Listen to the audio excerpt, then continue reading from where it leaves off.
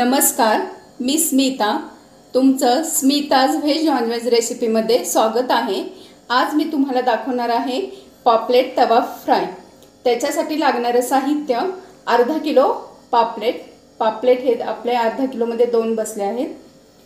त्यानंतर त्याच्या मॅरिनेटसाठी लागणारे साहित्य लसूण 1 कांडी, अर्धा इंच आले, 2 ते 3 आमसूल, लाल तिखट, गरम मसाला, हा घरचा काळा मसाला, हळद, कोथिंबीर, तांदळाचं पीठ आणि लिंबू, चवीनुसार मीठ.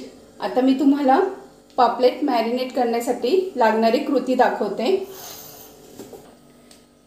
प्रथम आपण मिक्सरच्या भांड्यामध्ये लसूण, आलं, आमसूल आणि थोडीशी कोथिंबीर हे वाटण आपण करून घेणार आहे. मी तुम्हाला हे सगळं वाटण करून दाखवते. आता हे आपलं वाटण तयार आहे. आपण हे माशांना लावून घेऊ.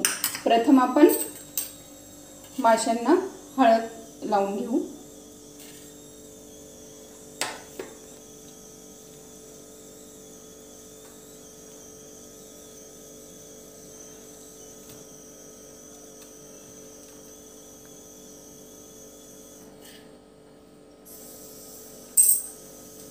चवीनुसार मीठ,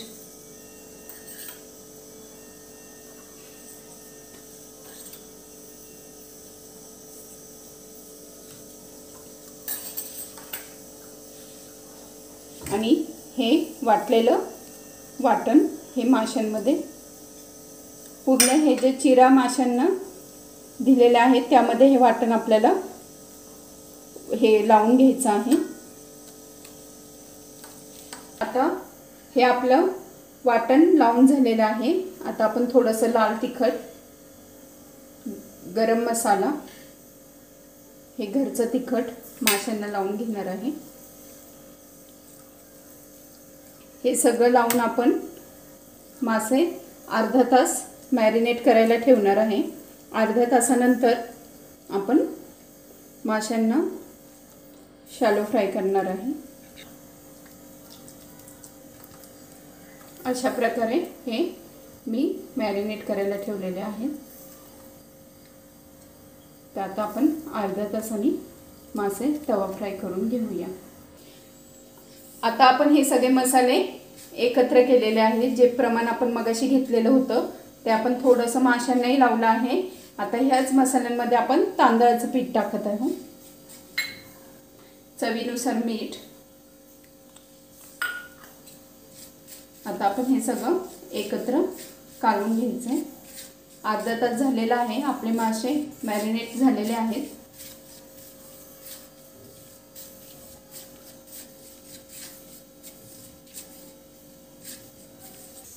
माशाला आता आपण लिंबू लावून घेणार आहे.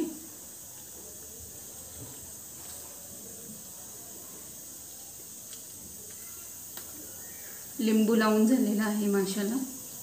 आता आपण हा जो खाली राहिलेला मसाला आहे तो माशावरती लावून घेऊया. आणि तांदळाच्या पिठामध्ये सगळीकडे तांदळाचं पीठ हे लागलं गेलं पाहिजे.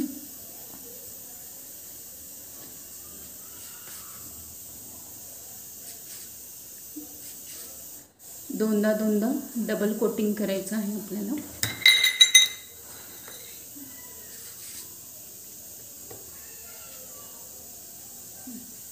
आता हा मासा आपण तव्यामध्ये सोडा.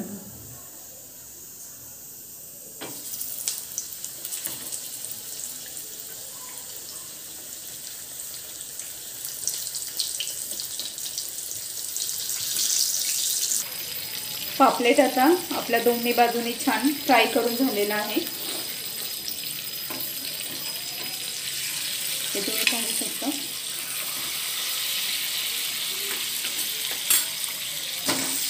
आता आपला पापलेट तयार करून झालेला आहे.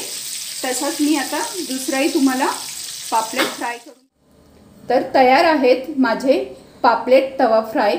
तुम्हाला जर माझी ही रेसिपी आवडली असेल तर माझ्या चॅनलला लाईक, शेअर आणि सबस्क्राईब करा. आणि कमेंट्स करून